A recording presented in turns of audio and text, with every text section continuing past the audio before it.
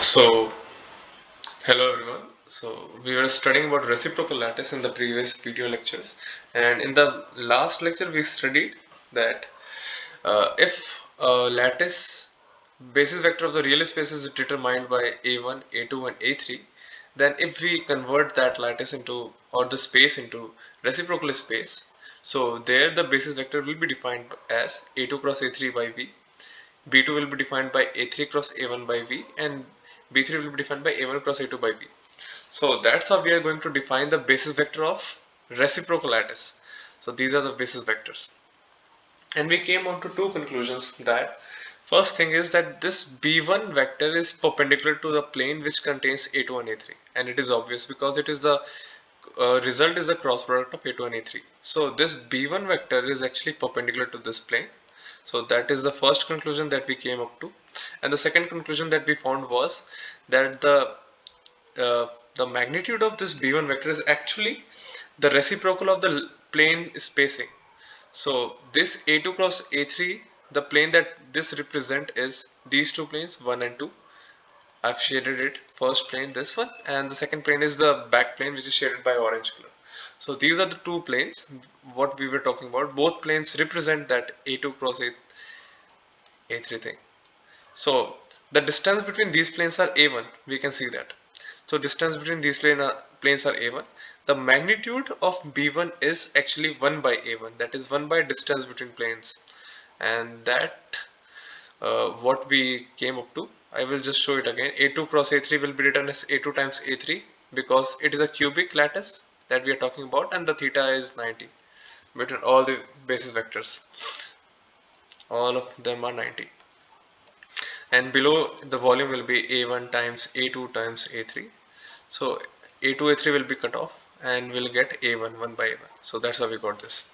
So before moving ahead, I'll just revise one concept. We know that if a plane is defined in a real space as this plane, if it is defined as HKL, then the normal of this plane, the normal vector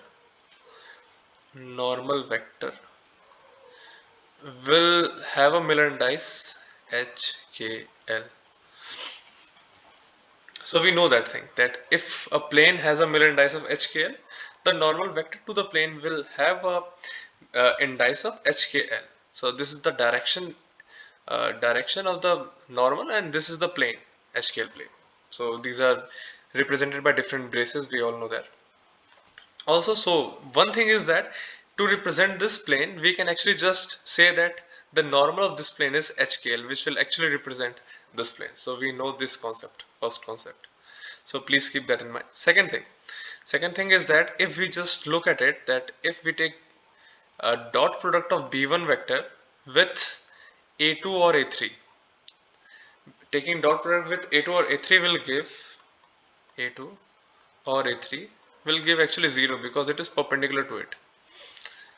And taking dot product with A1 will give, I'll just write it completely. Dot product with A1 will give B, magnitude of A times cos of 0. So cos 0 is actually 1, and this is A1. Magnitude of B1 is 1 by A1. So it is actually 1. So what we can conclude from here is, just keep this in mind, that taking dot product of Bi with any basis vector of real space will be 1 if I equals to j, and will be 0 if I not equals to j. So I would like you to keep this thing in mind. Now I'll just move on to the next concept here. So I'll just rub it. Now, so I'll just keep that few points in the mind. First is that P1 vector is perpendicular to plane. Second thing, that mod of B1 was 1 by A1. Third thing, that any plane can be represented by the normal vector or perpendicular vector. And the third and the fourth thing is that very important, bi dot aj will be 1 if I equals to j, will be 0 when I is not equals to j.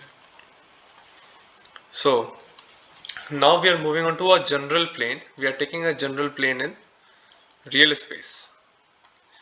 A1, A2, A3. We are taking a general plane in real space. This is a real space. And we are seeing that what or how will this plane will be represented in reciprocal space. That is what we are concerned about. So this is a plane which is, let's say, HKL plane. We are taking an HKL plane. So let's see how we can represent this plane in a reciprocal lattice. And reciprocal lattice. So I'll start here, but before that I'll just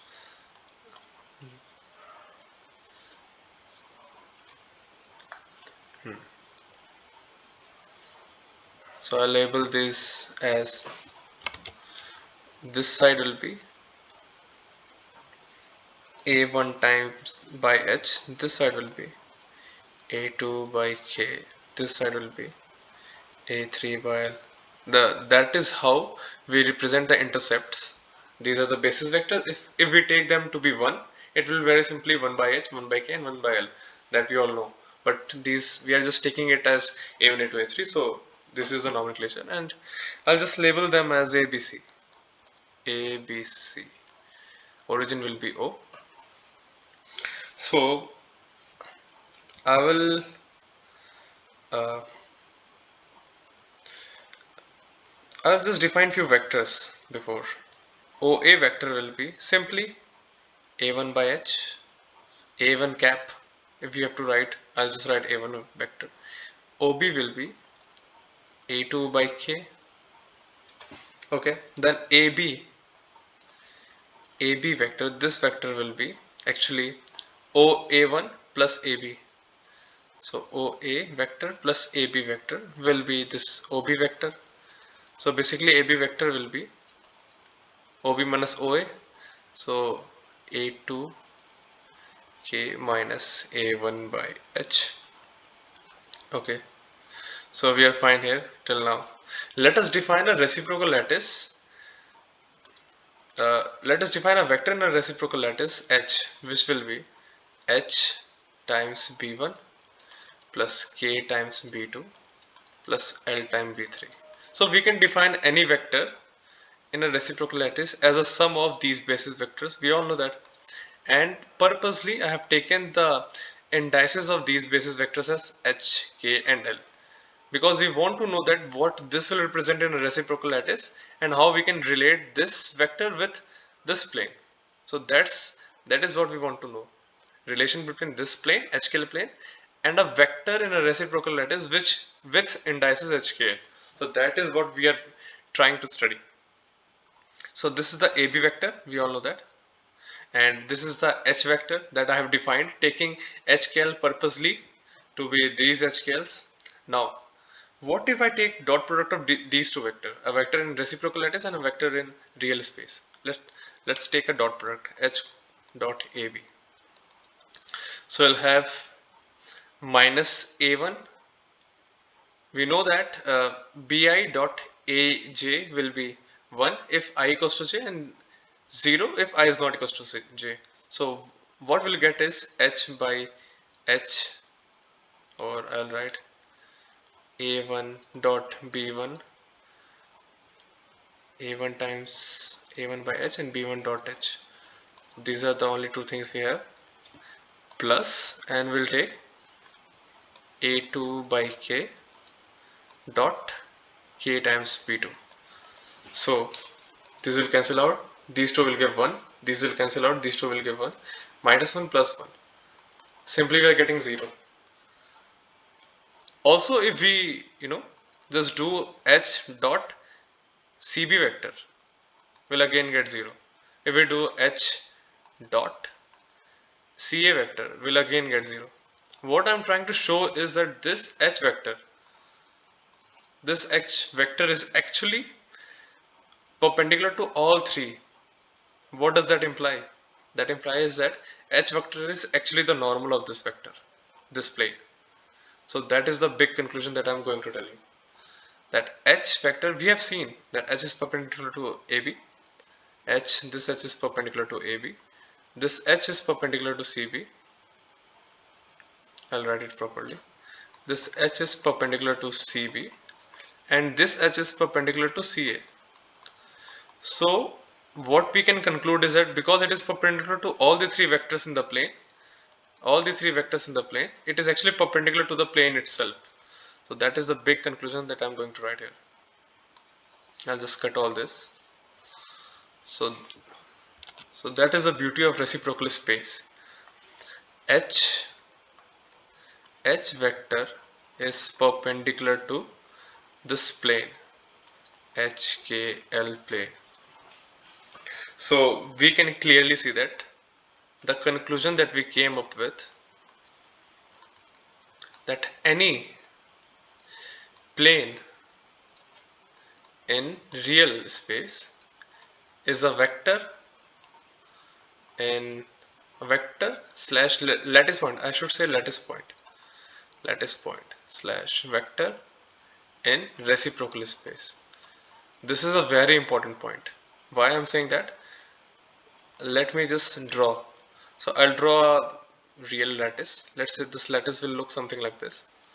So we know that this lattice has a basis vector of a1 and a2. So any lattice point will be the summation of these a1. Any lattice vector can be written as some constant times, let's say p times a1 and q times a2.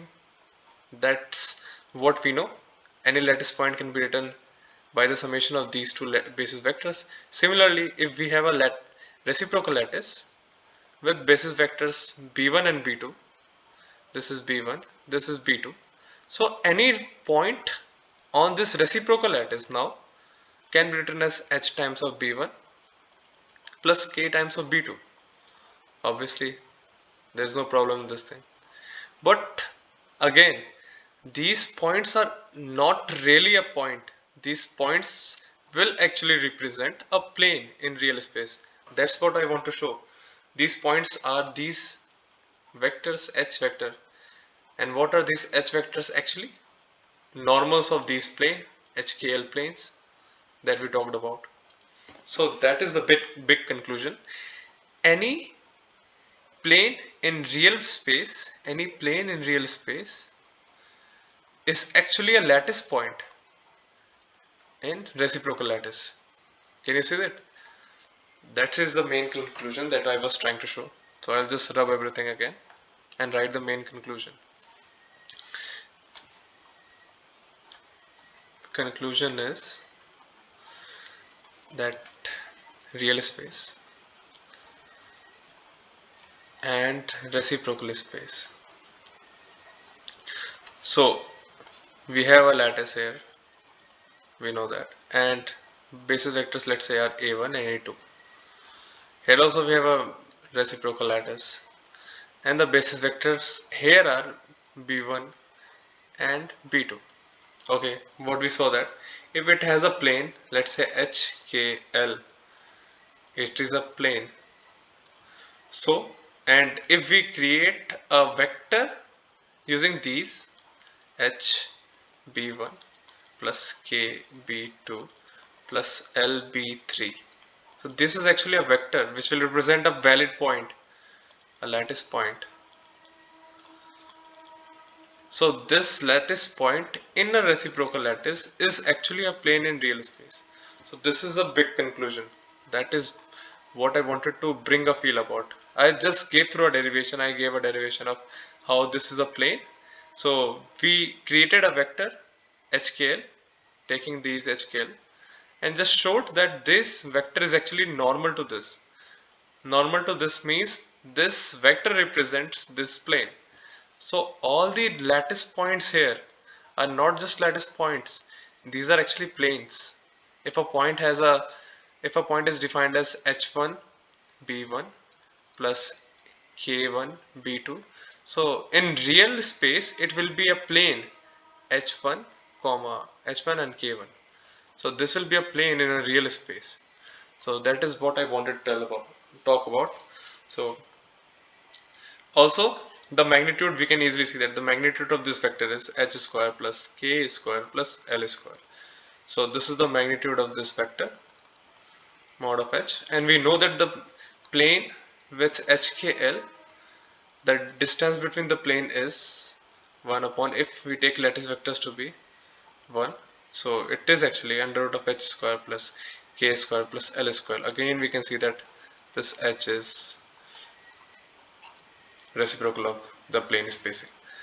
So that is the big conclusion. First thing is, all the lattice points are a plane in real space, and second thing is the magnitude of those vectors representing the lattice point will give the spacing between planes. So it is actually a very interesting concept. If you don't get it, please re-pause the video, and thank you for watching till now.